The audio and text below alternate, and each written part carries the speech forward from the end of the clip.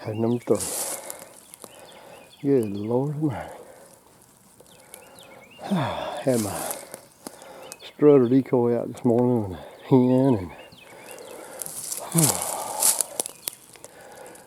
yesterday morning there was a bird roosted on the other side of the river, and I set up down about 100 yards up the river, and he flew in. I'll show it to you on video, but he flew in and landed right there on top of me. But a hen had already flew in, and he followed her on down to the river bottom down there. And but I could hear this bird gobbling way back up on this hill up here. And so yesterday, about 9 o'clock, I came up here and cut at him a few times, got him to call, got him to gobble. And so anyway, he never would come. He got quiet. I figured he just had got with hens, and he was a long way from me. So this morning, I came back out. Well, I didn't hear this bird gobble till over here till late, and he was way back up across the river up there. He gobbled a few times, but he was a long ways off. But the whole time I could hear this bird gobbling up on that hill. So I thought, so I started cutting at him and calling real loud, and he got to gobbling and gobbling. There could have been 2. I'm really not sure. At one time it sounded like there were 2 different birds gobbling, and but like I say, I really am not sure. Beautiful bird, but he's a big bird. But he was gobbling back at me, and goodness gracious, I thought, he's so far. But he the last few times he gobbled, he sounded like he had gotten a little bit closer, but he was still. I can't really. But if you can look, let's see, right straight up through there. See how far, that's the top of that hill up there. He was on top of that hill.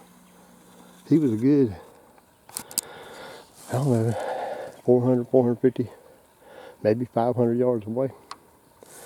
Anyway, I just kept calling.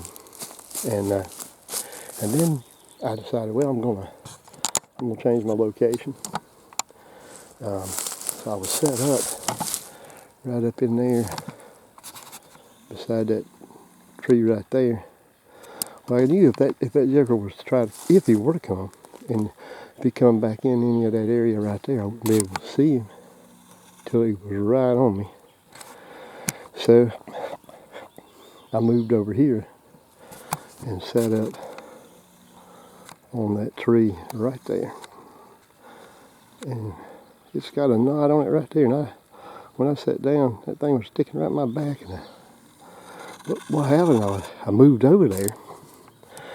And as I was moving, he was still gobbling his head off. And I was going to go over there, and I was going to walk out closer to him and call and work my way back. When I got over there, he shut up. And I called, and he never did gobble back. And I knew it was either one of 2 things. He had either gotten with him and shut up, or either he was coming, or he was, he was going to close some ground. So I went ahead and I shut up. I didn't say a word. I got still, got my gun up, and got ready just in case. Well, it'd been probably 15 minutes. I hadn't heard anything. And I had sat there, and that knot was sticking in my back, about to kill me. And I thought, I might as well give a call and just see if he'll gobble, see if he's still up on that hill. Well, I got the glass call out, cut on it, and when I did, he gobbled, and he was right there. I mean, he was right on top of me.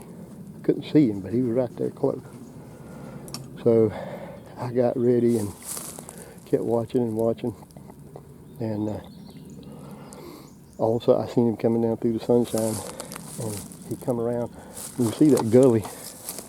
There's a gully runs up through there. I knew he probably wouldn't want to cross that gully, so I figured he'd want to come around, and that's the reason I set these decoys up down here, because I figured if I got him to come in by any chance, I would, when he came around low, he'd see him, and I'd be able to get a shot at him. And so when he gobbled, and I knew he was close, I couldn't get the camera turned because I had the camera pointing right towards where he was at. But I would have to reach out and turn it on because I just set it down. I was going to go walking and calling what I call walking call and try to fool him a little bit. But anyway, I didn't have time to get the camera. I hadn't time to do anything with the camera. And he came right on down, and he came down the other side of that gully. Well, but from the tree I was at over there, very, very thick.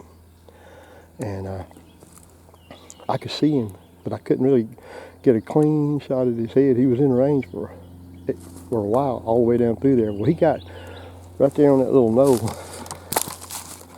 Right there, when he got on that little knoll right there, I could see him, like I say, but I couldn't tell. I couldn't see his head good enough to shoot. Well, he saw those decoys, and he came bouncing across, and came. There's a barbed wire fence right there, but he came there. There was a lot of room between them. He just popped through, and he came strutting. He strutted right through here, and he was looking at that gobbler decoy, and he was standing right about here, and I hammered him. And there he is, guys. Another good bird. Glad to have him. That's my red tag. That's my last tag. I have officially tagged out in South Carolina, and I guess that's it for me. Hopefully I get to call for some people and go without taking a gun, just go and call. I like that too. That's fun. And so there we are. I'm gonna get him. Can't get my stuff kind of gathered up, and we'll get him up here and look him over real good. All right, guys, hang around. We'll be right back.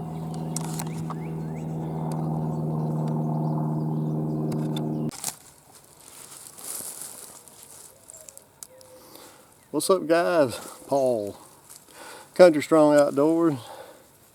Got the number 3 bird of the year. Right here he is.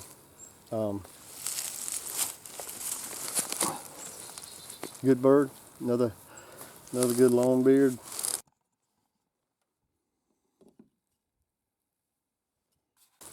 And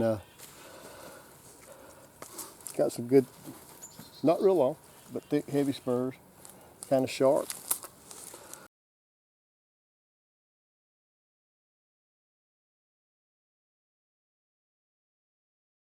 Just gobbling his brains out this morning, and probably about, I don't know, 9 o'clock he just shut up, and I knew he was probably either he got with hens or he had decided to come see me.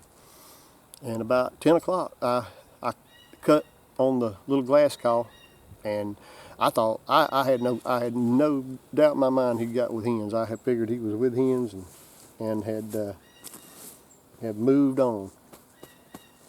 But I cut with that little glass call, and he gobbled. He wasn't over 50 yards from me, and I was like, oh man. So there again, I didn't have any time to get the camera going or anything. Just had to make the kill. And like I said before, if I got an opportunity to kill a turkey or not kill him because he's not on film, I'm gonna kill him. That's just the way it goes. But anyway, he came in and he dropped down below that gully and saw those decoys and went strutting in there to them. He strutted up to that, going towards that strutter, and we got him to stop and raise his head up, and I popped him, and he went right down. He was only about 30 yards at the most, maybe less than that. So he was right there. He was beautiful coming through those woods in the sunshine, full strut, and old tail fan, just his old head just tucked in, all red, all blue and white, just beautiful. And just that's what you live for as a turkey hunter, is to see that, you know, and you can't get enough of it. I know I can't. You just can't get enough of that feeling, and the sight of those birds coming through the woods, and when they're in full strut and spitting and drumming, and it's just nothing like it. But beautiful birds, you just can't beat them.